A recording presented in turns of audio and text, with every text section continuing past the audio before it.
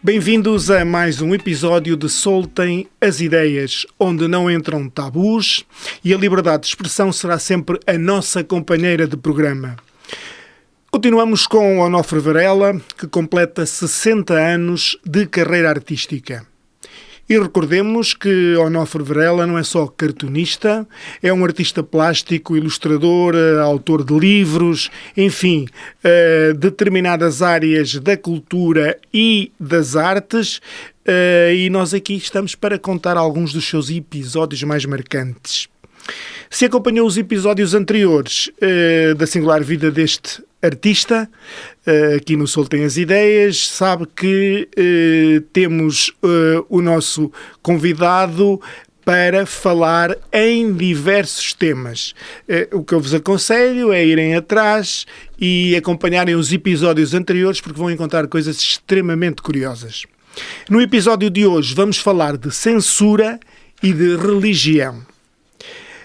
Se ainda não viu, o Cidadão TV, é muito simples, vai a ocidadão.pt, encontra lá multimédia, em multimédia vai a vídeo e encontra o Cidadão TV. E aí poderá ver e rever todos os episódios em áudio e em vídeo. O Cidadão Rádio poderá ouvir estes episódios em formato podcast. E vamos falar de censura e religião. E antes de mais, olá, Onofre. Olá, viva! Jorge. Viva! Antes de falarmos de censura, bom, se nós fôssemos falar na censura do Estado Novo, não era assim grande admiração, até porque na altura a censura era uma instituição. Absolutamente. O problema é quando nós pensamos que conquistamos a liberdade e a censura apanha-nos pelo caminho. É verdade. E a ti aconteceu-te isso? Pois foi. Antigamente, os jornais tinham na primeira página, em rodapé, num cantinho qualquer, um retângulo onde se informava: este número foi visado pela Comissão de Censura. Depois de 25 de Abril, esse retângulozinho desapareceu das primeiras páginas do jornal. Mas a censura não desapareceu. Pois, havia censura, que para mim aquilo era mais estupidez do que censura. Aquilo era algo que estava enraizado no espírito de alguns chefes de redação ou diretores, que era difícil tirar, era como um cancro. Não se conseguia extirpar o cancro daquelas cabeças.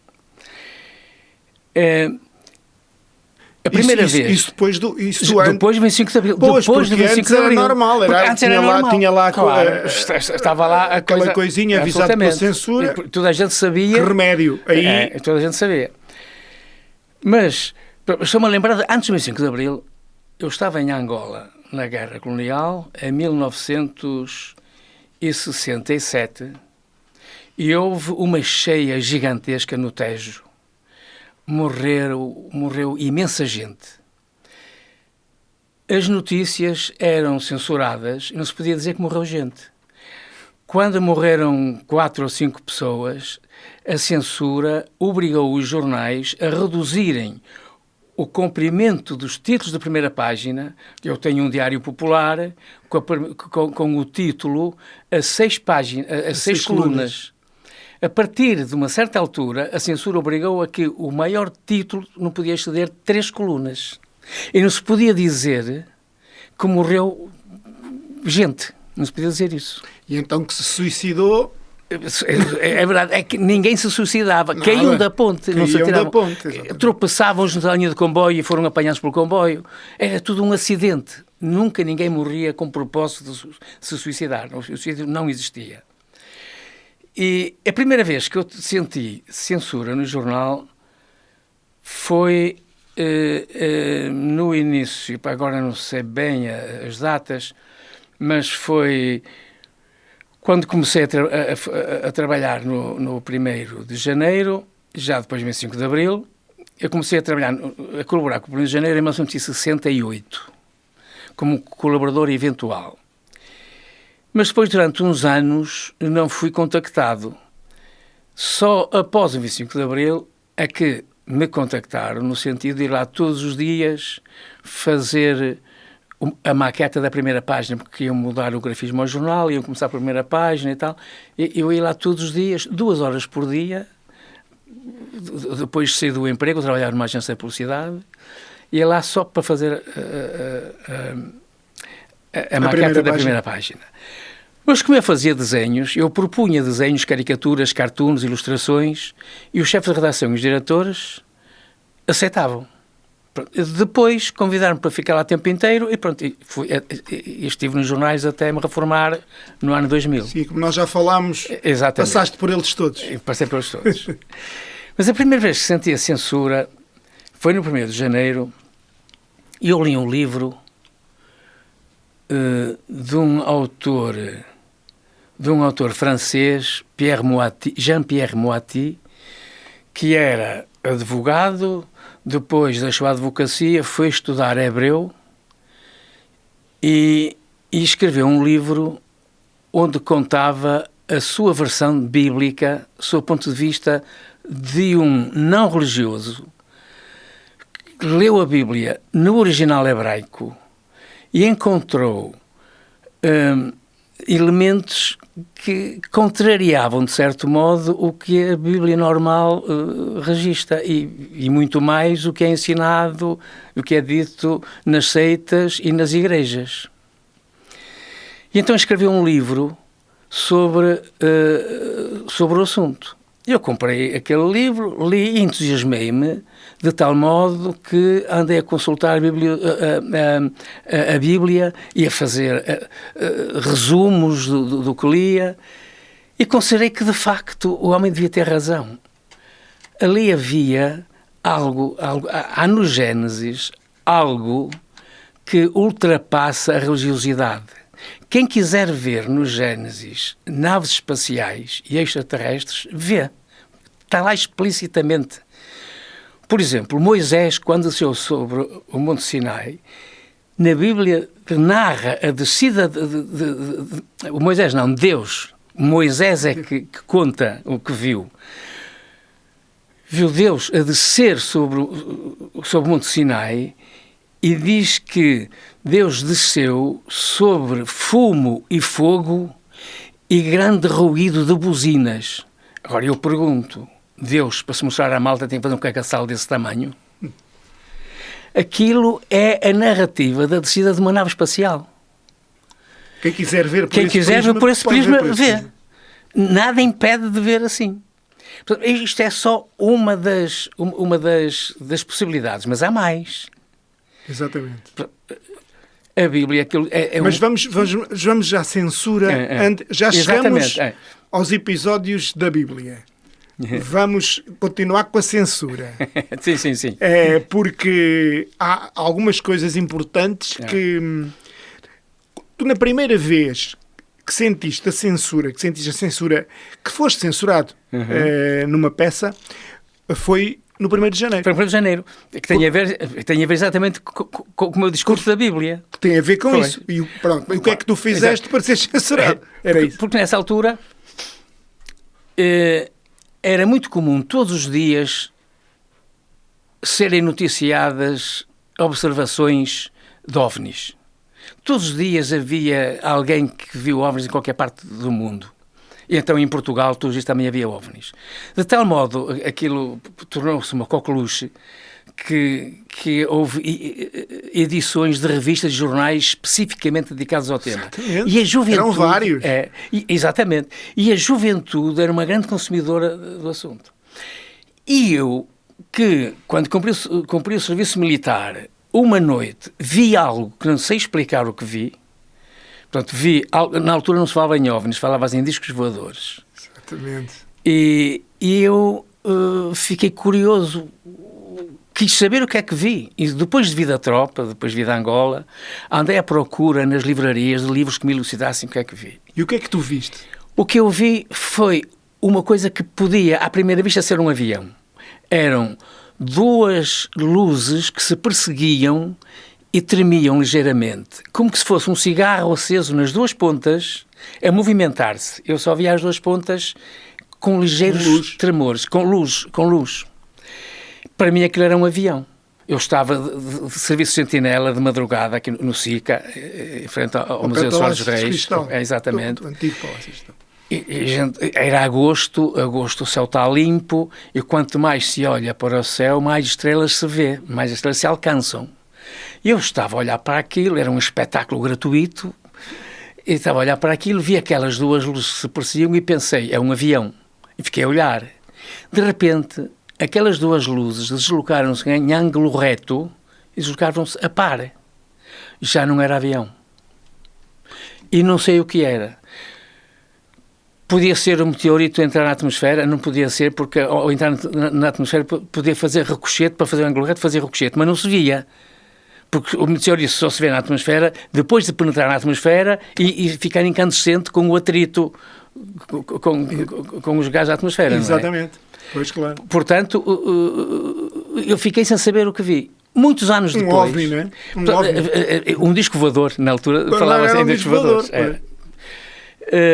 Muitos anos depois, no 1º de janeiro, quando eu comecei a escrever sobre OVNIs no 1º de janeiro, e então eu recebia os telexes todos, os meus camaradas jornalistas sabiam que era eu o especialista daquela matéria, os telexes ficavam todos na minha mesa.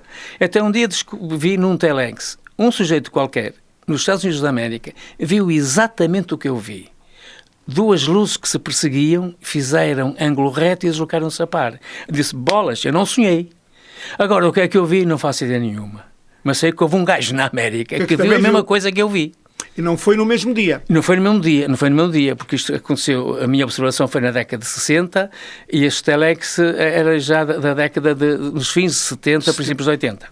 Portanto, então, como os OVNIs estavam na ordem do dia, eu propus ao diretor escrever sobre OVNIs. Ele aceitou, eu escrevi. E então, como eu tinha acabado de ler o livro do Pierre Moati, escrevi o meu primeiro artigo, que era uma série de 3, que primeiro tinha o título genérico Os astronautas que vieram do espaço. Algo assim. E entreguei aquilo ao chefe de redação, que aceitou, publicou.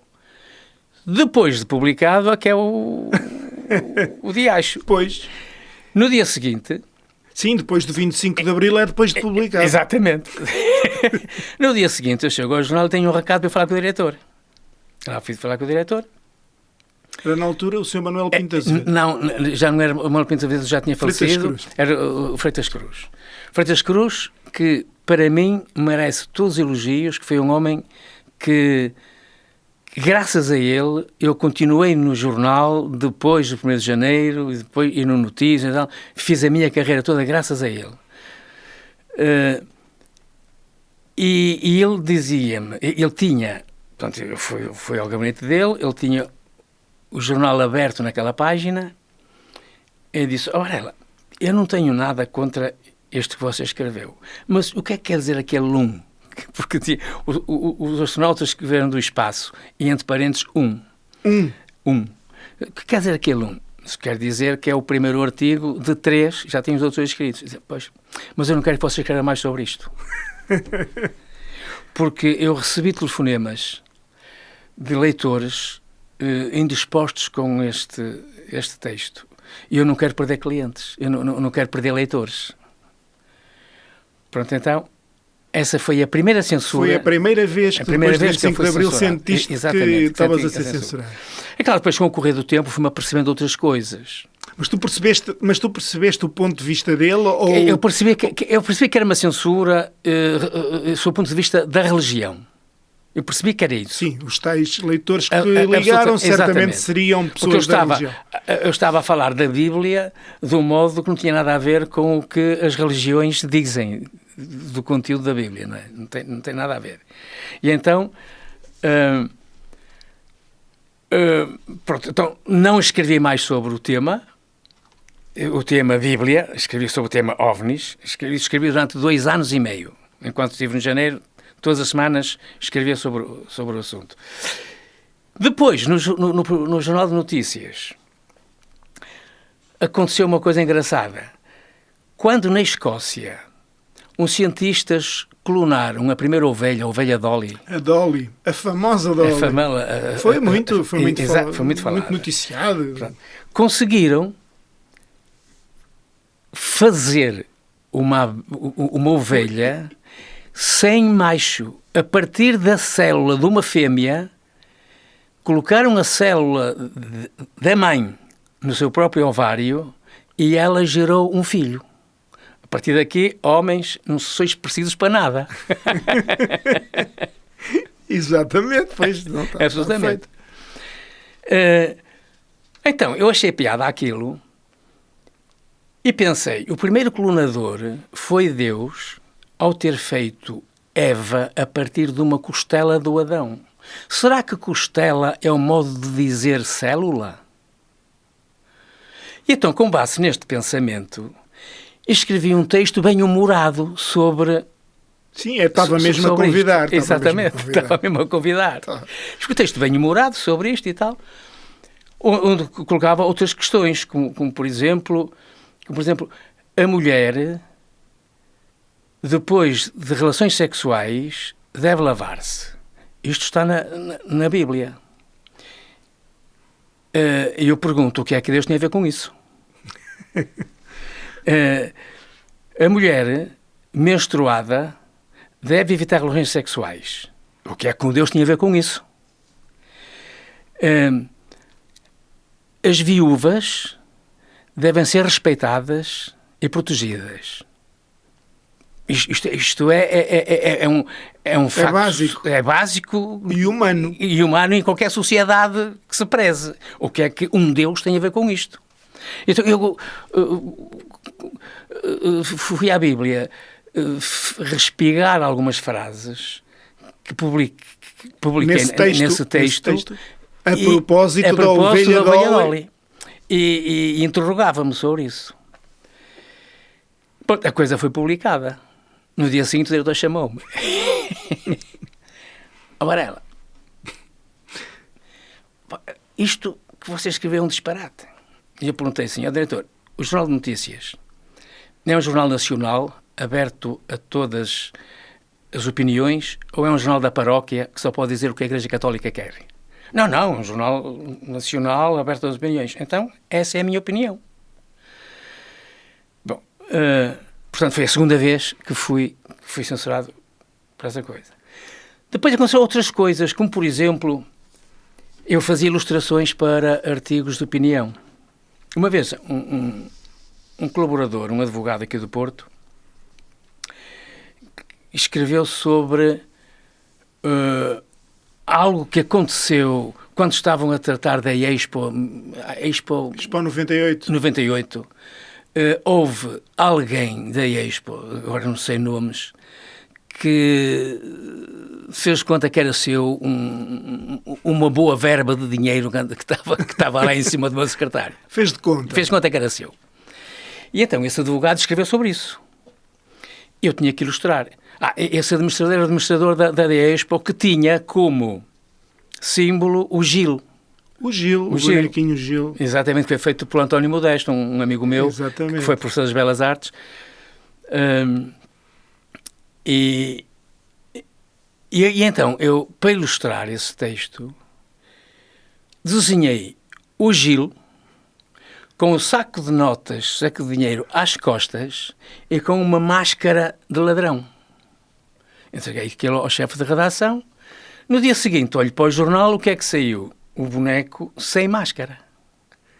Eu fui perguntar aos meus camaradas paginadores... Pois, porque é que tiraram a máscara? Foi o chefe de redação que mandou.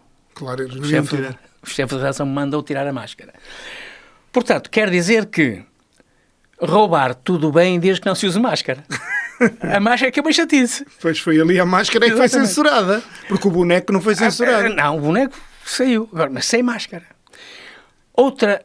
Então esta é a estupidez de todo o tamanho. O mesmo chefe de redação fez uma outra censura. Quando andava a construir o metro do Porto, ali na zona de Campanhã houve uma tragédia a máquina a micas a perfurar aquilo, fez tremer muitas casas, havia rachadelas e tal. Houve inclusivamente uma senhora que estava no seu quintal a lavar a roupa no tanque, e abriu-se um buraco debaixo dela, ela caiu e morreu. E então havia muitas queixas em Bruxelas sobre as obras do metro. E o diretor pediu-me para fazer uma ilustração, para ilustrar o título da primeira página, que por acaso depois não saiu na primeira página, saiu no interior, a ilustrar a notícia. E o que eu sabia era o título da notícia, que era Metro do Porto embrulhado em problemas em Bruxelas. Esse era o título da peça? Era o título da peça.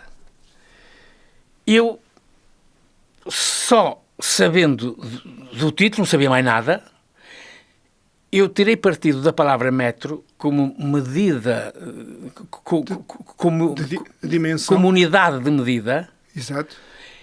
E desenhei um engraxador, na altura ainda havia engraxadores na Baixa de Porto,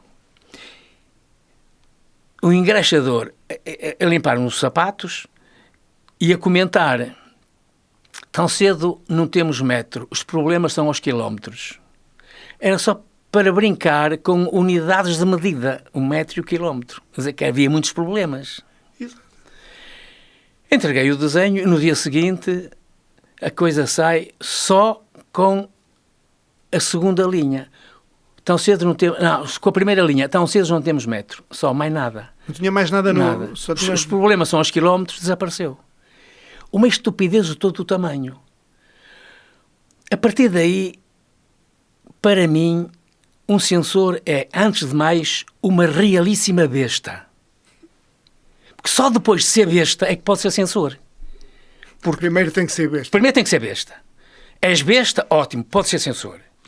Se não és uma ganda besta, não te metes a censurar porque não sabes censurar. Isso é só para as bestas, não é para ti. Não é? Pois, no fundo, o que acontece aqui é que os bonecos... Tu fazes os desenhos dos teus bonecos. Há ali umas formas que nós olhamos para os bonecos e dizemos logo, isto é de Varela. Pois. O boneco. Sim. Mas depois o importante também é aquilo que eles dizem. E aí é que está a mensagem. Claro. Não é? Aí está a mensagem. Exatamente. E se eles te vão tirar a mensagem que tu lá pões, estão completamente a ferir de morte a tua criatividade. O meu trabalho. Exatamente. É como irem um texto que eu escrevi e que cortarem 3 ou 4 parágrafos e está fora. Que não faz nenhum sentido. Não faz nenhum sentido. E tu atribuis isso agora, a religião é uma coisa e aí havia um objetivo claro do que é que o censor ou o diretor ou quem para não espantar a caça. Pronto. Aí a gente sabe porque é que era. Bem. Esta é que era para agradar a administração do metro, seguramente. Provavelmente. Foi à conclusão que eu cheguei. Aquele chefe de redação devia ser amigo de um administrador do metro e não quis que o amigo lhe falasse: opa, está a dizer que nós andamos aqui. Foi só isso. Mas não deixa de ser uma estupidez. E tu não achas que, ao fim de... Bem, agora eu não sei quantos anos é que teriam passado nessa altura desde o 25 de Abril, mas já teriam passado muitos. Já foi na década de 80. Pronto. 10 anos. Fazia algum sentido ainda existir nenhum. Isso? Não fazia nenhum sentido. Mas esse tipo de sentido está enraizado no espírito das pessoas. E aquilo que se enraiza no espírito das pessoas, e voltamos à religião, o que fica gravado na nossa mente, pela educação que recebemos, nunca mais sai da cabeça da gente. Aquilo fica para a vida. Então aquilo que nós aprendemos em miúdos tenrinhos, nunca mais sai. Por muito que nos ensinem a verdade das coisas, se aquilo que nos enfiaram na cabeça é uma mentira, que é dita milenarmente tantas vezes, acaba por ser uma realidade, acaba por ser uma verdade. E então nós bebemos as mentiras como verdades e nunca mais as tiramos da cabeça. E isto é muito mau, não só para o próprio, mas para a sociedade. Porque depois aquele que assim pensa, que assim age, vai influenciar outros na sua vida de adulto, se for professor, se for político, se for gente com alguma ascendência sobre as coisas, vai fazer a sua ideia errada perdurar como verdade eternamente. Isto é muito mau. Isso é muito mau. E tu, há relativamente pouco tempo, tiveste um ato de censura, é uma obra tua. Sim, foi. Essa foi muito recente. Exatamente. É a mais recente de todas, creio. Ou já houve a seguir Não. Foi essa a última. Foi na Bienal de Gaia, de Arte de Gaia. Que acontece de 2 em 2 anos. Aconteceu este ano, foi, portanto, há 2 anos atrás. Fui convidado para participar na Bienal como cartunista e caricaturista, e então fiz uma seleção de alguns trabalhos já publicados, e um deles que resolvi aproveitá-lo em segunda escolha.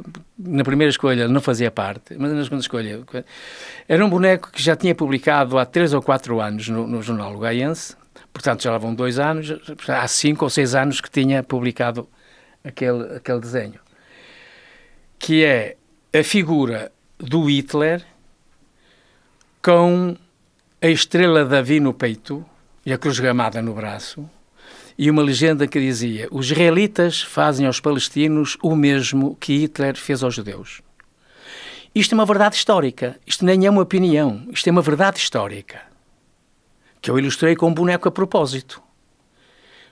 Pois houve um judeu qualquer que passou ali, não gostou daquilo, fotografou o boneco, mandou para, não sei para quem, para uma entidade qualquer israelita aqui em Portugal, que ligaram para a Câmara Municipal de Gaia a exigir que o boneco...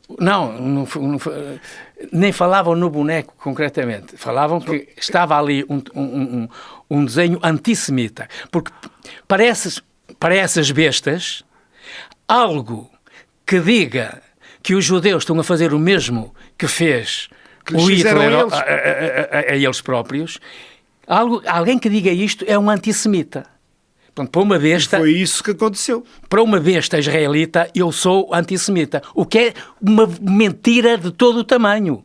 Eu sou a favor dos judeus quando foram perseguidos e assassinados pelo Hitler. E sou contra os judeus que perseguem e assassinam palestinos. Esses judeus devem ser todos julgados e condenados à prisão eterna. Nunca mais deviam sair da cadeia. Ora, aí está. Portanto, lidar com bestas é uma chatice. Mas eles obrigaram a retirar o... Não, eles não te obrigaram a retirar o desenho? Os israelitas não me obrigaram a nada. Queriam obrigar a Câmara a cortar as verbas aos promotores da exposição, porque a Câmara promovia a exposição. Claro que sim. Isso era uma desgraça. Exatamente. Para a organização. E então, eu recebi um telefonema como é que se chama? O vice-presidente, porque o presidente naquela altura estava para a Ucrânia. E então recebi um telefonema do vice-presidente e a coisa foi assim: eu recebi um telefonema do Agostinho Santos, primeiro, que era o responsável pela organização. O promotor da organização da exposição. Telefonou-me de manhã, dizendo: temos um problema com um desenho teu, porque os israelitas não gostaram dele e tal. Eu à tarde vou ter uma reunião na Câmara, depois nessa altura eu ligo-te para vermos o que é que se pode fazer. E então, como ele me ligou de manhã, eu sou muito lento a pensar. Lentíssimo. Eu penso muito devagarinho, penso como os caracóis correm. Muito de mangarinho.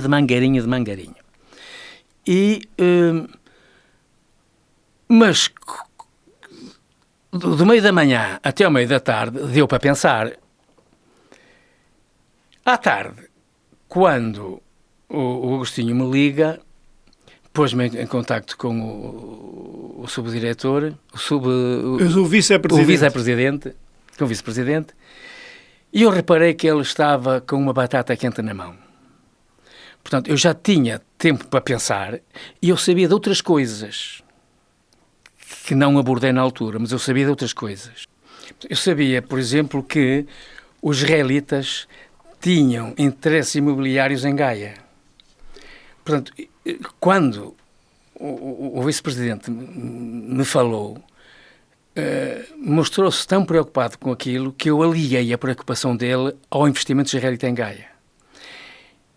Ora, se eu tivesse 20 anos, com toda aquela força na guerra, eu bati aos pés no chão, não senhor e tal e coisa. Mas eu tinha 80. Aos 80 anos essa força já não existe.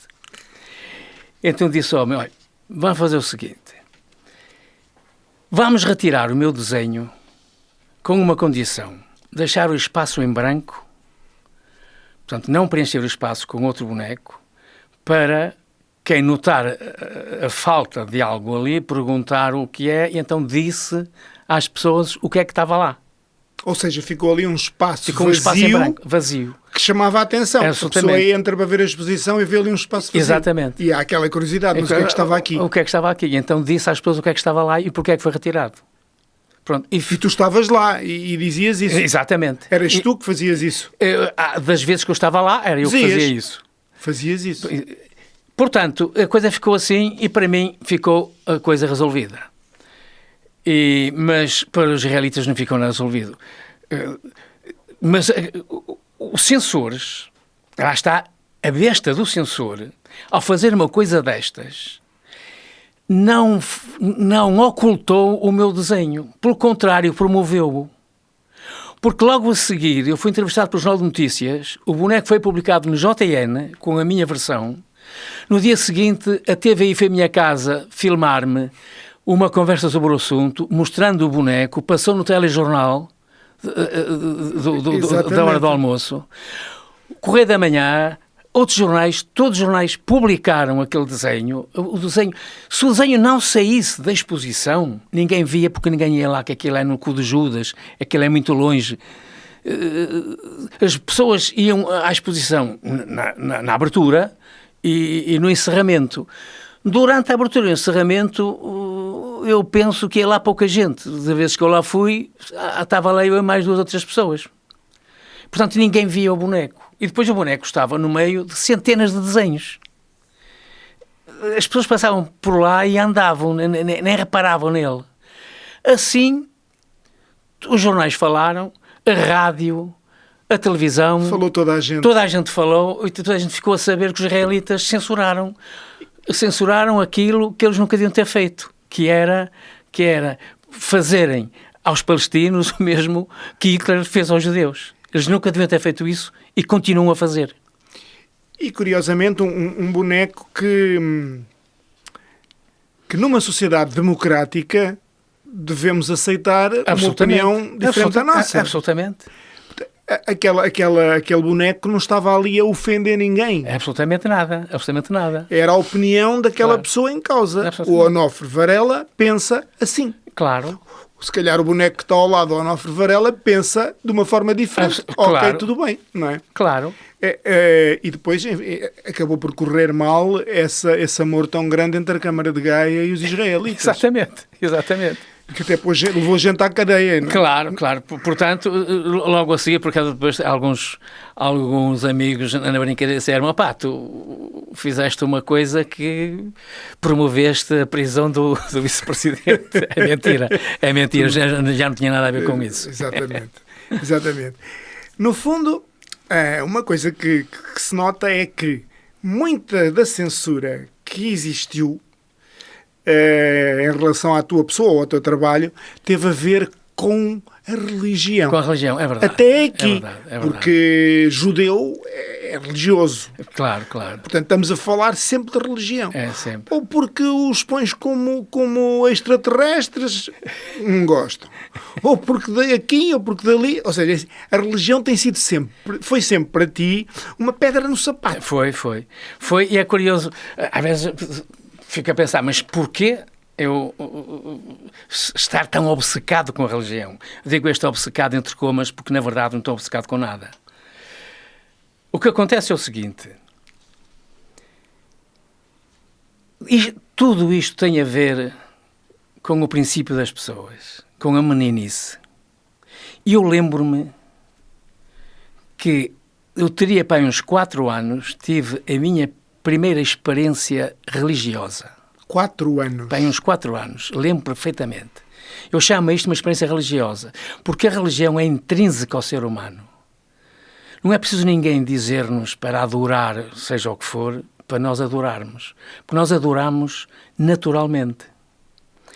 Porque eu, aos 4 anitos, eu morava em São Médio em Festa, numa rua que só tinha... São Médio em Festa, que fica perto de Matosinhos. Pertence a Matosinhos. A seguir à circunvalação, no Amial, logo Exatamente. A seguir, tinha uma rua que tinha casa só de um lado, do outro lado tinha campos. Tinha uma ribanceirazinha e campos até a linha do comboio, logo a seguir a estação de São Médio em Festa.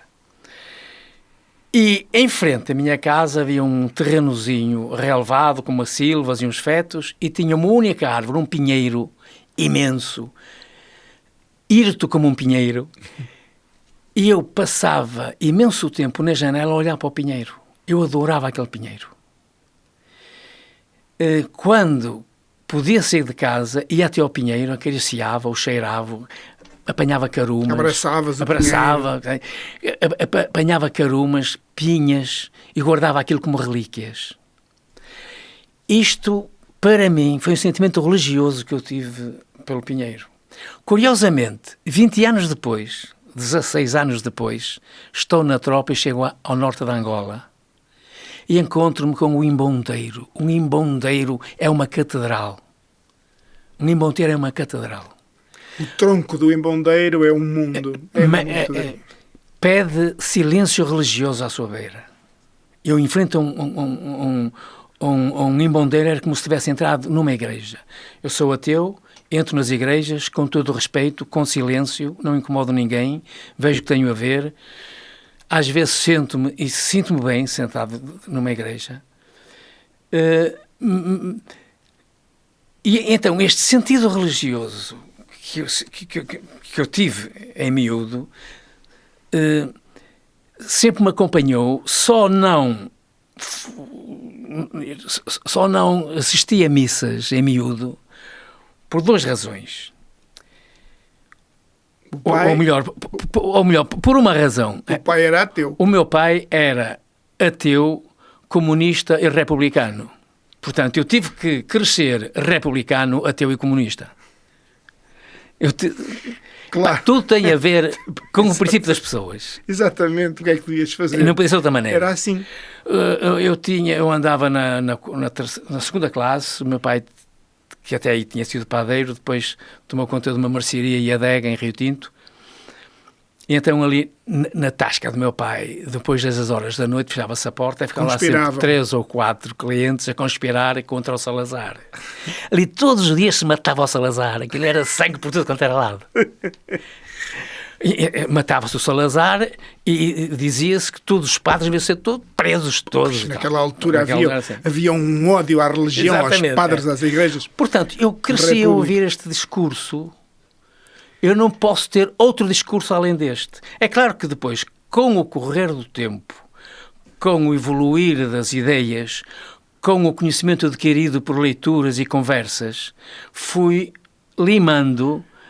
Já lá iremos a essas tuas leituras que são muito importantes. Tu foste militante comunista até há bem pouco tempo. Bem pouco tempo, até há uns anos. Foi até... A invasão da Ucrânia. Foi até os... Eu fui militante comunista durante 40 anos, aproximadamente. Deixei de o ser, escrevi uma carta ao partido a despedir-me e a devolver o cartão, quando os deputados do PC viraram as costas a Zelensky no Parlamento. Ora, se aqueles que representam o partido que para mim era honesto viram as costas ao representante de um povo invadido, estão a abraçar o invasor. Eu não posso admitir uma coisa dessas. E foi aí então que tu te zangaste com o PC? Zanguei-me com o PC até hoje. Tiveste alguns... Digo mais, até amanhã. Sim. Eu todos os dias digo até amanhã. Exatamente. Não tem nada... no teu caso, não tem nada a ver o facto de seres comunista ou de teres sido filiado no Partido Comunista para seres ateu. Não, nada. O teu ateísmo vem de uma forma completamente diferente. Ou seja, tu estiveste em Angola... Sim, eu ando à procura... Mas diz-nos uma coisa. Antes de seres ateu, porque tu és um ateu esclarecido, já lá iremos. Tu, antes de seres ateu, quando estavas, por exemplo, na guerra da África, em Angola, sob o ponto de vista religioso, eras o quê? Bem, religiosamente não era nada. Não eras nem agnóstico, nem nada disso. Mas também não era ateu. Porque não eras ateu. Exatamente. Eu não podia declarar-me ateu porque eu não sabia o que era um ateu. Exatamente. Eu tinha que perceber da poda para poder pegar na tesoura e cortar umas coisinhas. Se eu não percebo da poda, não vou podar uma árvore que vou podar com pH. Exatamente. Estragava aquilo tudo. Exatamente, então, mas o teu pai, sendo ateu, sim, era já... vinha já uma... O meu pai era ateu, porém... Há aqui uma coisa muito importante. O meu pai era ateu, mas respeitava os religiosos. Portanto, eu também cresci com esse respeito. Pois. E de tal maneira que quando eu tinha uns 10 anitos, eu brincava com os meus colegas na rua e os meus colegas estavam todos na catequese. E eu não tinha com quem brincar. E o meu pai percebeu isso e perguntou-me se eu queria ir para a catequese. Aí ele questionou. Ou seja, se eu quisesse ir para a catequese, eu ia. Se não quisesse... não ia e estava tudo bem lá por casa. E eu quis ir, que era onde estava com os meus colegas. Se eu não fosse, é porque estava de castigo. Ou seja, foste para poderes conviver. Absolutamente. Porém, estive lá 3 ou 4 dias só. Não mais que isso. Porque a Rosinha catequista um dia disse que Deus fez o mundo e tudo quanto nele existe. E aquilo baralhou umas ideias. Porque há uma coisa importante. Nestas coisas da religião, há uma coisa essencial. É preciso pensar. E, habitualmente, o religioso não pensa. Só diz o que o chefe quer. Ora, eu nunca disse o que o chefe quis que eu dissesse. Eu sempre pensei. Por isso é que saí do Partido Comunista. E então, eu vim para casa a pensar... Tinhas tu, recorda-nos... Tinha 10 anitos. 10 anitos. 9, 10. Estava na 3ª classe ou na 4ª. Vim para casa a pensar nisso e sei que não falei ao meu pai, porque se tivesse falado ele tinha-me explicado e eu lembrava-me, como me lembro de outras coisas que ele me explicou, quando eu tinha dúvidas e lhe falava. E não me lembro disto, portanto é porque não lhe falei nisto. Mas fiquei a pensar, Deus fez o mundo e tudo o que nele existe, então é por isso que nós todos somos irmãos, porque fomos feitos por meu pai. É um raciocínio interessantíssimo. Mas logo a seguir veio a dúvida. É quando a gente chega a uma conclusão, essa conclusão arrasta uma série de dúvidas, depois é preciso esclarecê-las. Ora, se Deus fez o mundo e tudo o que nele existe, também fez os bois, as vacas e as ovelhas. São meus irmãos? Aí duvidei, porque eu tinha 2 irmãos, tinha um irmão e uma irmã. Eu dividei se os bois e os porcos e as vacas eram meus irmãos também. Na primeira lição que tive a seguir com a Rosinha, fez-lhe a pergunta sacramental: ó Rosinha, se Deus fez o mundo tudo o que nele existe, é por isso que nós somos todos irmãos. Exato, estão a ver o que o Onofre, então vejam, o Onofre aprendeu. Então, as vacas, os porcos e os bois também são meus irmãos, também foram feitos por Deus. E a Rosinha quase que me batia. Só não me bateu porque ela conhecia a minha mãe e sabia que ao filho daquela senhora não se bate. Ok, perfeito. Mas que ficou zangada lá, isso ficou. Zangada de tal maneira que me provocou o choro. E chorei, e vim-me embora e nunca mais fui à catequese, até hoje. Nunca mais fui à catequese. Antes disso, andava pai na 2ª classe.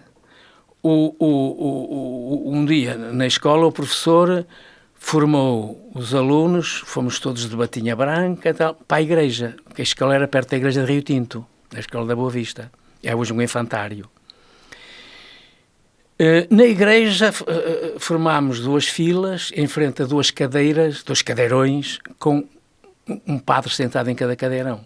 Eu não sabia o que estava lá. Era a primeira vez que eu entrava numa igreja, eu não sabia o que era aquilo. E os meus colegas, quando chegavam ao pé do padre, ajoelhavam e acontecia qualquer coisa que eu não sabia o que era. Eu comecei a ficar inquieto, porque estava-se a chegar a vez de eu chegar em frente ao padre e não sabia o que eu ia fazer à minha vida. E então, quando chegou a minha vez, tem que ser. Ajoelhei-me, que foi o que vi fazer os outros colegas todos. E o padre, que usava bigode e barba, tinha a cara colocada sobre o peito e disse algo que eu não percebi. E depois, como tinha bigode e barba, aquilo... Não percebes, não é? Tapava, não viste... Não vi os lábios, o movimento, e não percebi o que é que ele disse. Eu fiquei a olhar para ele, com cara de parvo, possivelmente. Então ele lentamente levantou a cabeça, olhou para mim, e coitado do homem deve ter visto a cara mais aparvalhada de toda a sua vida, e disse-me, diz a confissão. Então aí eu percebi, mas eu não sabia o que é que ele queria que eu dissesse, nem sabia o que é que ele queria que eu confessasse.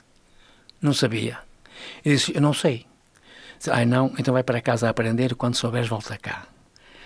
Levantei-me, fugi dali e nunca mais quis entrar na igreja, porque aquilo foi tão mau, aquela experiência foi tão má, que ainda hoje, quando entro numa igreja, o cheiro das igrejas remete-me a memória para este momento terrível que vivi ajoelhado em frente a um padre.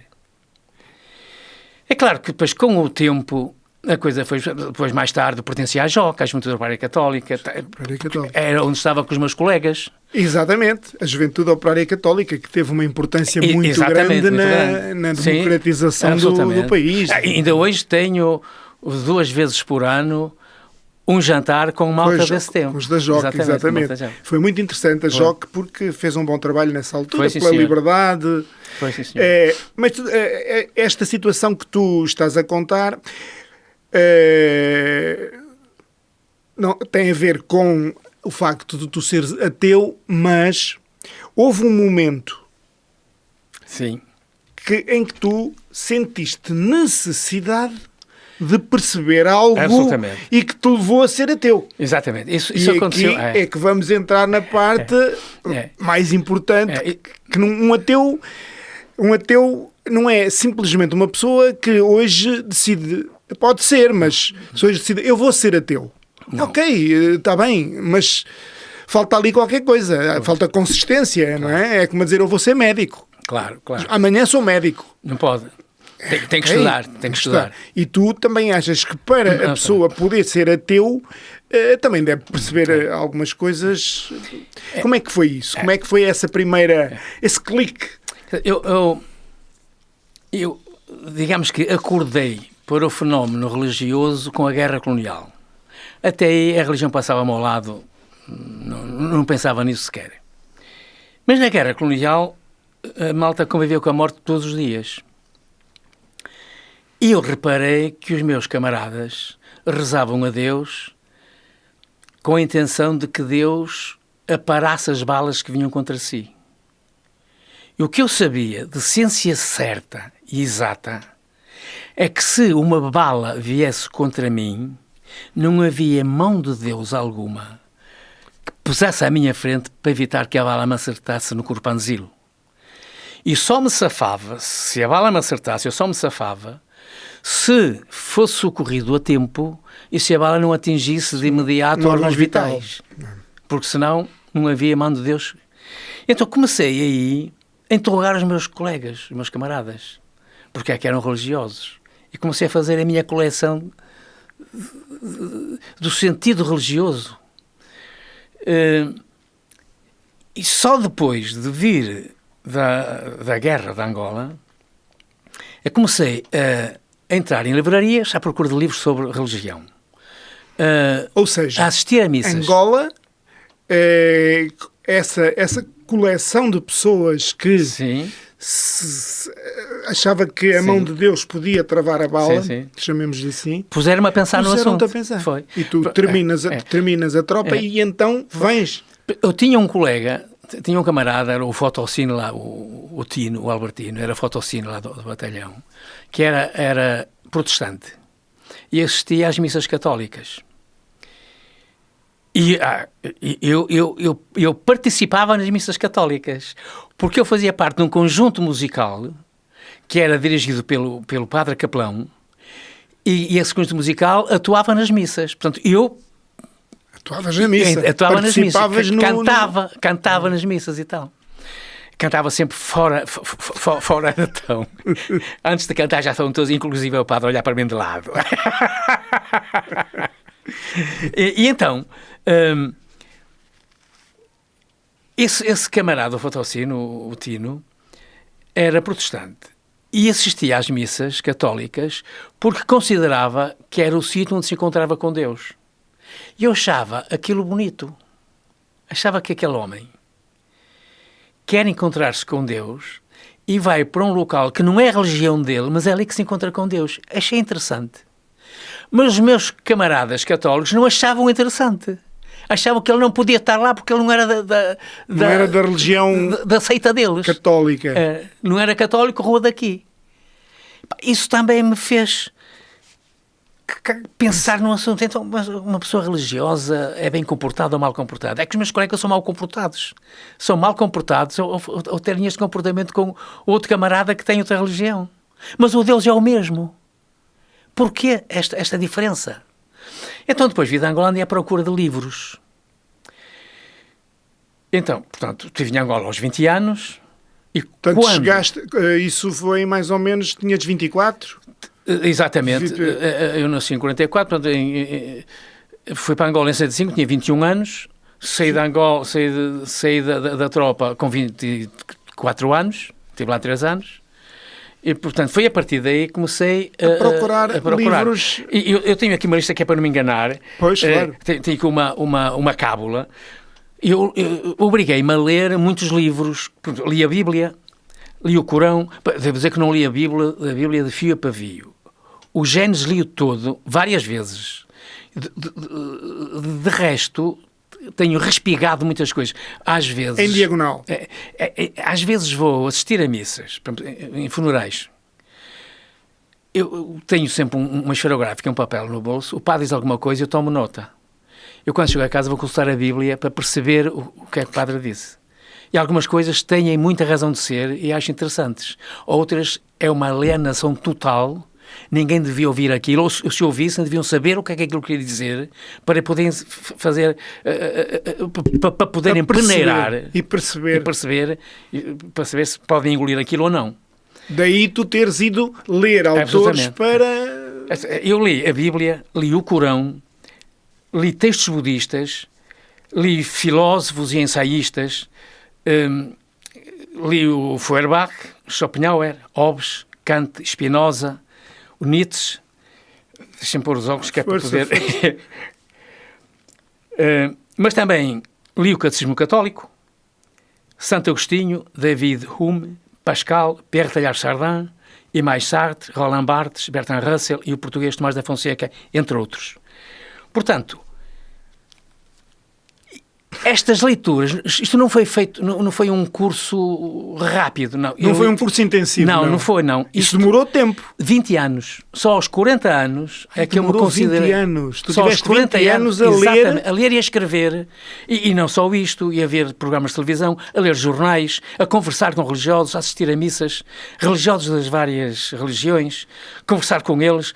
Os testemunhos de Jeová batiam-me à porta, eu não ficava à porta a falar com eles. Façam um favor de entrar. Sentavam-se à minha beira. Curiosamente, uma vez um deles abre a Bíblia para marcar o sítio que queria falar comigo, depois fecha a Bíblia assim com o dedo e tal, fez uma introdução, e depois eu comecei a falar e ele nunca mais tirou o dedo. 2 horas depois eu ainda não me tinha calado. Ele no final disse: eu sei que você está muito bem informado sobre isso, muito boa tarde, gostei muito de estar consigo, foi-se embora. Quer dizer, nem sequer tentou converter-te. Nada. Já sabia que não valia a pena, não é? Daquela vez não, mas outras vezes, esse mesmo foi lá e já não ia para me falar da Bíblia, era só para conversar comigo. Conversar sobre o... Exatamente. Conversar. E fiz amizade com algumas pessoas assim. Relativamente aos Testemunhos de Jeová, eu tive um camarada de trabalho na Litografia Nacional de Testemunhos de Jeová que, se ele fosse católico e continuasse a ter o mesmo espírito que tinha enquanto testemunha de Jeová, ele era um verdadeiro santo. Era um homem exemplar. É a testemunha de Jeová. Pois. Era exemplaríssimo. Foi o colega que eu mais apreciei, com as suas conversas, o seu modo de ser, o seu modo de estar na vida e no mundo. Não fazia mal a ninguém. Apreciava toda a gente e todas as coisas. É uma pessoa excelente. É a testemunha de Jeová. Então, ao fim de 20 anos, eu... Exatamente. Ao fim de 20 anos tinhas que decidir. Afinal, eu sou tomar uma decisão, exatamente. Não é? E por isso escrevi... Ora, aí está, vamos aos livros. Foi esse. O Peter Pan não existe. Peter Pan não existe. Mandei o original para a editorial Caminho. É um livro da editorial Caminho. Cá está, é isto. Exatamente. Em que tu aqui fazes uma espécie de... Explico porque é que sou ateu. Sou ateu e porquê. Depois, eu escrevo textos em defesa do ateísmo, comecei a escrever na Gazeta de Passos Ferreira. Curiosamente, eu colaborava com a Gazeta de Passos Ferreira. E porquê a Gazeta de Passos Ferreira é tão longe do Porto, não é? Mas pertence a... Porque a minha mulher é de Passos Ferreira, de Sanfins de Ferreira. E havia anualmente um encontro da família Brandão, pertence ao Solar dos Brandões, onde está o Museu Monográfico da Cidade de Sanfins. Aquilo foi pertença dos familiares antigos da minha sogra. E o jornal Gazeta de Passos de Ferreira anunciava o encontro da família Brandão. Então eu assinei o jornal para ter a informação. E uma vez que assinei o jornal, mandava uns textos de vez em quando. E a diretora e proprietária do jornal ia publicando.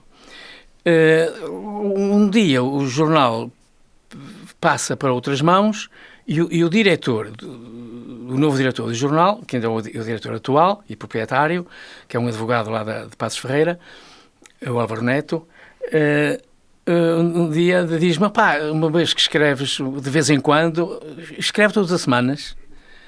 Eu disse: ok, porreiro, então olha, vamos combinar um jantar para a gente se conhecer pessoalmente e tal. Pronto, então fui para a Ferreira jantar com ele e no meio da conversa eu falei-lhe na minha tentativa de publicar o contraditório da religião nos jornais nacionais, ter escrito já 3 jornais e não ter recebido nenhuma resposta. Faz conta que eu morri, não assinei, não mandei carta nenhuma para ninguém. Ele disse: pode escrever na Gazeta, a Gazeta está aberta. E de imediato eu disse: mas a Gazeta está implantada numa zona profundamente religiosa, eu não quero que os meus textos sejam considerados agressivos para os leitores mais religiosos. Isto pode ser mau para o jornal.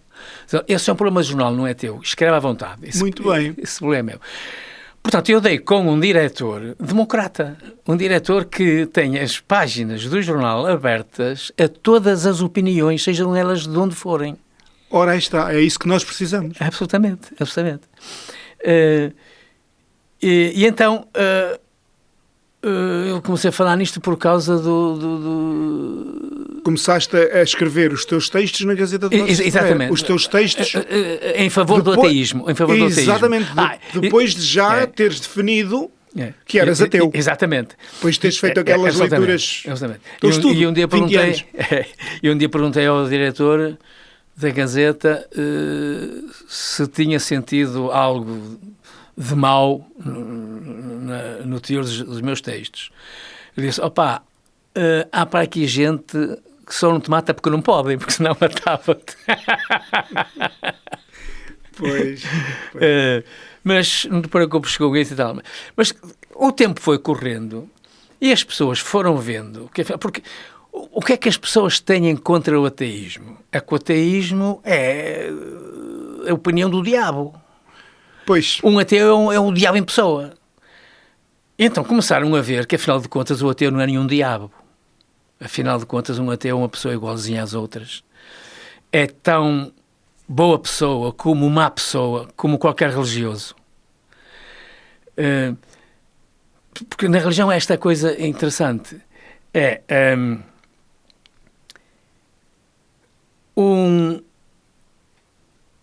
como ao futebol. No futebol, nós temos um analfabeto a gritar contra o árbitro, ao lado de um juiz a gritar contra o árbitro. Verdade, verdade. Tudo aquilo que incendeia paixões estupidifica as pessoas. E a religião é como ao futebol. Há religiosos, profundamente religiosos, que são licenciados, e há outros que são analfabetos. E eu pergunto, o analfabeto sabe muito ou o licenciado não aprendeu nada? Isto é uma dúvida que, que fica. Mas fica. Como eles costumam dizer, o futebol é uma coisa à parte. E a religião também. Mas tu escreveste, entretanto, começaste a escrever, a produzir... Sim. E falaste muito de ateísmo. O primeiro foi este. Foi esse, O Peter Pan não existe, reflexões de um ateu. Exatamente. Este livro, para quem nos está a ouvir, não pode ver a capa. A capa tem, que é um desenho do Onofre Varela, uma ilustração do Onofre Varela, e tem um mundo a sofrer porque está a ser pisado ou ser picado, espetado por uma cruz, por uma estrela de David e pelo crescente vermelho. Exatamente. Ou seja, as principais religiões estão aqui a ferir o mundo. Absolutamente. Ou seja, tu também és da opinião de que a religião é a principal causadora dos conflitos no mundo. Totalmente. E tu achas que se as pessoas fossem ateias, ora bem, fariam isto? Ora bem, aí ficamos sempre na dúvida.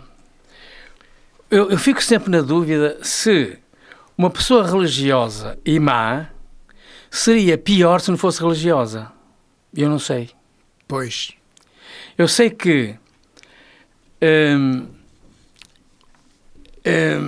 há pessoas boas e pessoas más, mas penso que para uma pessoa boa fazer coisas más faz falta a religião. A religião consegue com que uma pessoa má faça coisas más. Um jovem que tem todas as condições para ver mais além do que um menos jovem, aceita degolar outro só porque lhe disseram que Alá quer que tu degoles aquele. Certo, é verdade.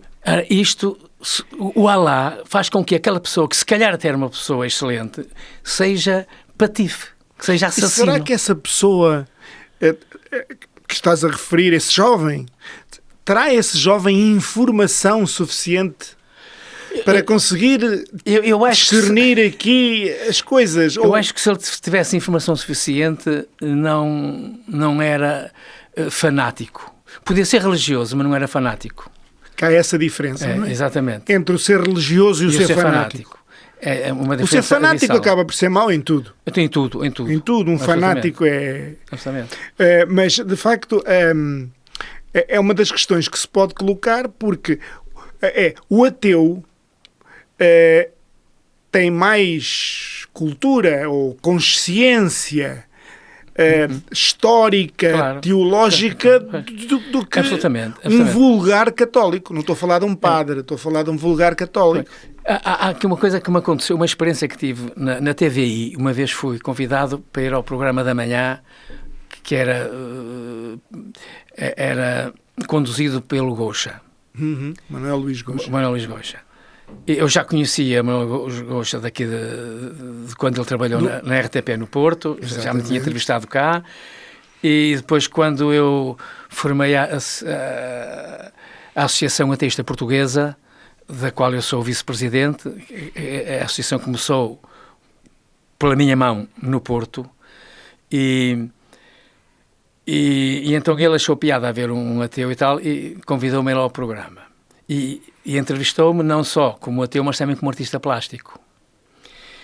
E aconteceu uma coisa que eu não estava à espera que acontecesse, que os espectadores lá de casa podiam telefonar para lá, colocar perguntas àquele energúmeno ateu que estava em frente às câmaras. E a certa altura entra um telefonema de uma senhora muito chorosa que disse assim: esse senhor que está aí, que tem umas mãos para desenhar que Deus lhe deu, não acredita em Deus porque nunca teve uma vida tão sofrida como a minha, porque senão ele acreditava e tal. E a senhora pôs-se a chorar. E o Goxa perguntou-me: e agora, Onofre, o que é que tens para dizer a esta senhora? Eu virei para a câmara e disse: minha senhora, nunca deixe de acreditar em Deus. Acredite sempre e peça a Deus ajuda, que Deus vai ajudá-la. Eu não podia dizer outra coisa. Eu estava perante uma senhora que tinha problemas imensos na sua vida, profundamente religiosa, e esperava que Deus a ajudasse. Se eu lhe dissesse: não pense nisso, porque Deus nunca vai ajudá-la... Num patamar de arrogância, digamos assim. Era arrogante, estúpido, malcriado e uma besta. Exatamente. Eu era uma besta se dissesse isso. Então eu disse aquilo que devia dizer e que a senhora estava a precisar de ouvir. Eu não podia dizer outra coisa. E a senhora sabia que eras ateu. Sabia que eu era ateu, por isso é que ela estava a telefonar, exatamente. Lá está, portanto, a tua informação faz com que, e por isso é que eu disse no início, um ateu esclarecido. Eu tento ser esclarecido, se calhar. Tu consegues, por exemplo, estar a conversar com um crente. Totalmente. Os meus amigos, a maioria, são crentes. E vocês discutem, falam normalmente sem se zangarem uns com os outros. Não, devo confessar... Não é como um portista e um benfiquista. Não. Devo confessar que no início, em Angola, com os meus camaradas, quando eu comecei a querer saber algo... A questionar. Às vezes eu era assintoso, mas com propósito, porque quando eu era assintoso, quando eu os provocava, eles respondiam mais do que eu queria ouvir. Do que eles respondiam, eu deitava fora os insultos, porque vinha um churradilho de insultos. Mas ias beber aquilo ia pegar naquilo que me interessava.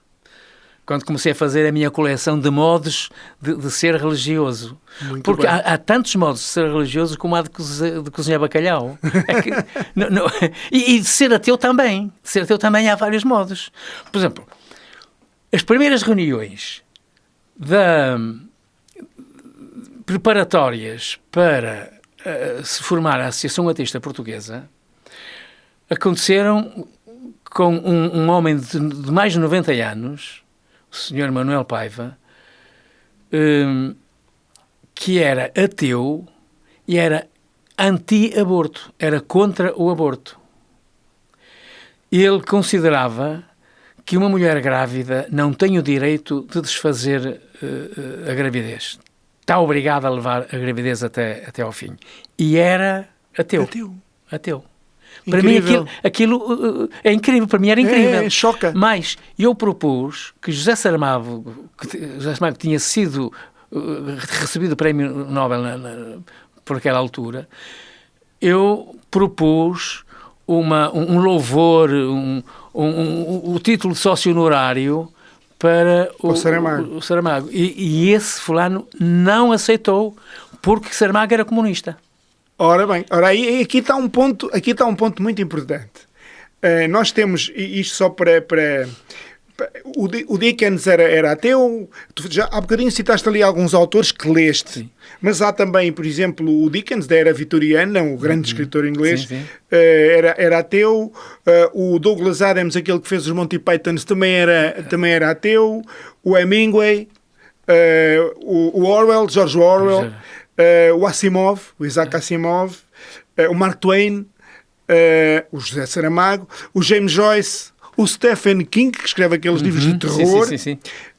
Todas estas pessoas são ateus e diferentes uns dos outros. Claro, ou seja, nós podemos ter ateus comunistas. Geralmente associa-se o ateu ao comunista, até porque quando foi a Revolução de 17 o ateísmo é que predominava no meio daquelas pessoas. Mas não é assim. E tu acabaste de dizer isso. Pode haver uma pessoa da extrema-direita, por exemplo, que é ateu. Absolutamente, e há. E na esquerda, por exemplo, eu, enquanto militante comunista, cheguei a propor uma vez fazer umas palestras sobre ateísmo. É melhor não, porque há muitos ateus, há muitos comunistas religiosos, não podemos espantá-los. Isto é importante. É importante, sim, senhor. Porque muita gente não entende isto. Pois. Um ateu é um indivíduo, pelo menos é de esquerda. Pode não ser comunista, mas é de esquerda. Mas há de direita que também são ateus. Mas há de direita, e isso provou quando querem homenagear o Saramago e dizem, não, porque o Saramago é comunista. Exatamente. Está tudo dito aí. Está tudo dito aí.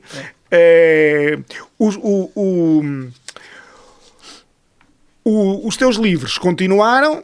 Tu continuaste sempre nos jornais, portanto, escreveste na Gazeta de Passos de Ferreira, ok? Sim. Em que expunhas os teus pontos de vista. Eu escrevi e escrevo, continuo a escrever. E eu sei, exatamente, e continuas a escrever, mas não escrevias em mais lado nenhum sobre este tema concretamente. Sim, mas depois comecei a escrever também no semanário Alto Minho. No Alto Minho. E também correu tudo bem. Correu bem. No Alto Minho eu comecei a escrever crónicas da minha passagem pela tropa, porque eu passei em Viana do Castelo antes de ir para Angola. Exato. E tive algumas experiências engraçadas. Como já dissemos nos programas anteriores. Então, algumas experiências engraçadas, então comecei a publicar. Exatamente. E, entretanto, ajuda-me a data. Que foi em setembro do ano passado. Em setembro do ano passado. Há um ano, sensivelmente, tu publicaste este livro. É uma segunda edição. É uma segunda edição revista e acrescentada. Ok. Exatamente. Segunda edição, revista e aumentada. Está aqui na capa. Uma capa... Portanto, o homem criou Deus. Sim, é isto. Aproveitei o desenho do Miguel Ângelo na Capela Sistina. Que em vez de ser Deus a transmitir a vida ao Adão, está o Adão a desenhar Deus. Exatamente. O homem a criar Deus. Exatamente. O Adão a desenhar Deus. E aqui o artista, aqui na contracapa. É um livro extremamente interessante, porque tu aqui neste livro explicas muitas coisas explicas porque é que se é ateu, ou pelo menos porque é que tu és ateu, porque se calhar nem todos serão ateus pelo mesmo motivo. Claro. Para ti, a questão do ateu, o que é um ateu para ti? É só a ausência da crença? Eu sei que isto dá pano para mangas. Eu sei que dá, mas... Um dia perguntaram ao filósofo Agostinho da Silva, assim à queima-roupa, você acredita em Deus? O Agostinho da Silva respondeu, depende. Se você me disser o que é Deus, pode ser que eu lhe diga se acredita ou não. Muito bem. Esta é a resposta mais correta para esta pergunta. Porque, afinal, o que é Deus? Ninguém consegue dizer o que é Deus. Deus é uma ideia, apenas uma ideia. Não é um ser, não é uma força, não é nada, é uma ideia. E depois os homens fazem da ideia um emblema para o bem e um emblema para o mal. Os homens é que fazem tudo em nome de Deus, mas Deus não tem nada a ver com isso. Deus nem está cá, nem os ouve, nem os vê. Não existe. Os homens inventaram o conceito e, pelo conceito, fazem as coisas mais maravilhosas do mundo e fazem as desgraças piores do mundo quando não é a natureza a fazê-las. Certo. A diferença entre o agnóstico e o ateu. Achas que ser agnóstico é a câmara de entrada para o ateísmo ou não? Eu uma vez respondi na galhofa que o religioso é o que diz que Deus existe. O ateu é o que diz Deus não existe. O agnóstico é o sujeito que está numa encruzilhada à espera que Deus passe ou não passe para dizer se existe ou se não existe. Exatamente. Deus nunca vai passar. Mas ele nunca tem a certeza se no momento seguinte vai passar. Até ele ainda não passou. Mas no momento seguinte não sabe se vai passar. Então não sai da esquina. Exatamente. Está à espera de ver Deus passar para dizer que existe. Então não sabe se existe. O agnóstico está na dúvida. Está à espera que ele passe para dizer que existe. Como não passa, não pode dizer que não existe. Porque exatamente. Não passou até agora, mas pode passar amanhã. Exatamente. Tu como ateu, frequentas as igrejas quando tens que ir a um casamento? Sim. Casamentos e funerais. Casamentos, funerais, batizados. Essas cerimónias que são... E fora disso, também nas igrejas, quando vou a uma terra qualquer, há dois lugares onde eu entro. Na delegação do turismo, pedir folhetos sobre a região. E na igreja local, e nos templos. Sim. Entro... Até para uma questão artística... Uma vez eu estava... A arte religiosa é belíssima. Eu estava na varanda de uma família amiga, numa aldeia, em dia de procissão. Era domingo, eles viviam junto a um largo e havia uma procissão. Passou a procissão, deu a volta ao largo e seguiu. Eu estava ao lado do filho do dono da casa e disse-lhe o nome de todos os santos dos Andores. Ele ficou de olhos abertos a olhar para mim e disse: você que é ateu sabe o nome dos santos todos? Eu só conheci o Santo António e mais nenhum. E é religioso. Vai à missa todos os domingos. Eu disse: olha, se calhar se eu fosse religioso também só conhecia o Santo António. Mas como não sou, estou obrigado a conhecer a todos. É curioso que tu também escreves textos sobre este tema no Cidadão, e um dos últimos que tu escreveste, não sei se foi o último, se foi o penúltimo, não me recordo, falavas que tinhas em casa uma Nossa Senhora de Fátima. Sim. Eu achei muita graça a esse texto, porque de facto, sabendo de quem veio, que és tu que és ateu, a forma como tu encaraste. Exatamente. Conta-nos essa história, porque é bonita. Essa imagem foi oferecida à minha filha. A minha filha tinha uma imagem da Nossa Senhora de Fátima. E a minha filha tinha aquela imagem, não sabia o que lhe devia fazer. Eu disse: pá, deixa cá ver, se tu não a queres, quero-a eu. Eu tenho na minha biblioteca o espaço dos livros de religião e tenho alguns bibelôs. Então a Nossa Senhora de Fátima está lá com um bibelô da parte dos livros religiosos. E não está sozinha, tenho o Santo Onofre. Tem o Santo Onofre. E também tinha um frade das Caldas, que entretanto o meu gato partiu. Tenho que ir às Caldas comprar outro. Tens que ir às Caldas comprar outro. Ou seja, a religião está em toda a tua vida. Sempre, mesmo não sempre. Sendo crente. Agora, exatamente. Depois há outra coisa importante nisto tudo. Eu encaro estas coisas da religião com um certo humor. Exato. Porque dentro da religião, se não houver humor, está tudo estragado. Por exemplo, a feitura de santos. Há um gabinete no Vaticano, o Gabinete para a Causa dos Santos, que estão ali só para canonizar santos. Não há nada mais hilariante do que isso. Meia dúzia de homens decidem que aquele é santo e o outro não é. E porquê é que é santo? Porque intermediou perante uma outra santa qualquer para chegar a Deus. Portanto, intermediários existem no céu. Esses parasitas que são os intermediários existem no céu.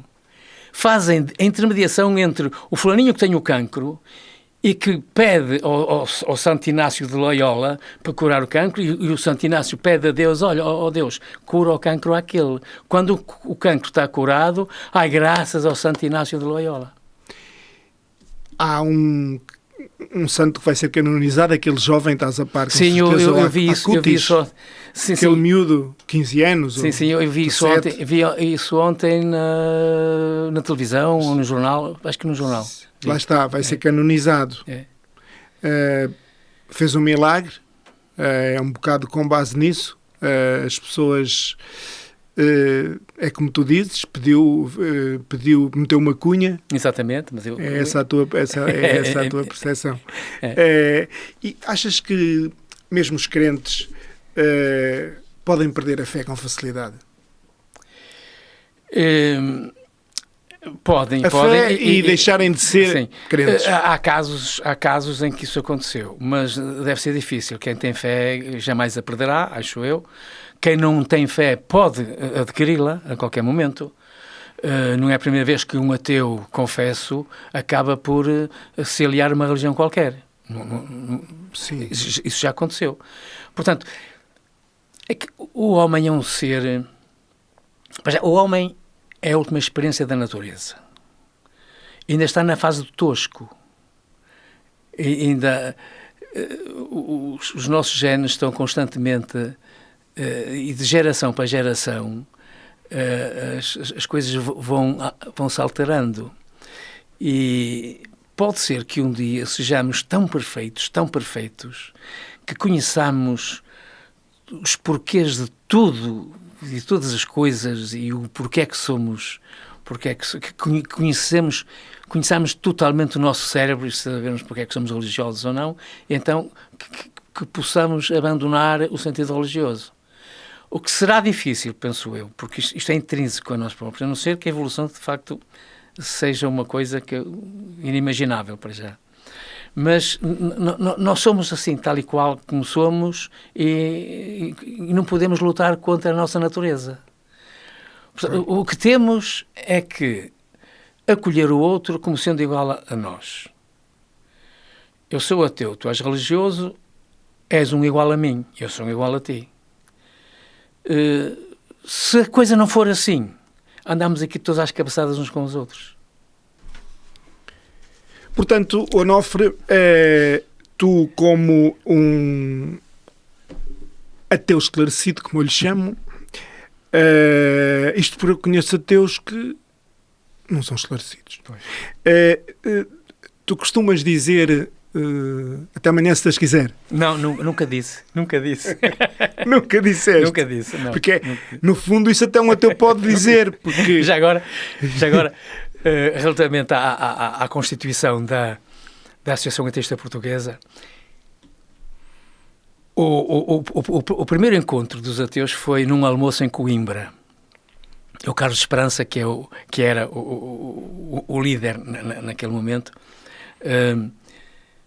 disse aos jornalistas que estiveram presentes depois do almoço, que foram lá conversar connosco, disse-lhes: este é o primeiro almoço dos ateus e vale mais o primeiro almoço do que a última ceia. Essa também está forte. E outra, quando fui a Lisboa para participar na escritura na formação da associação, eu telefonei ao advogado que estava a tratar disso. Olha, como é que é? Eu vou a Lisboa de manhã e venho à tarde, ou isso vai demorar, o melhor é eu ficar de um dia para o outro? A que horas é que isso acaba? Resposta dele, que é teu: opa, isso só Deus sabe. Só Deus sabe. É ele que é teu.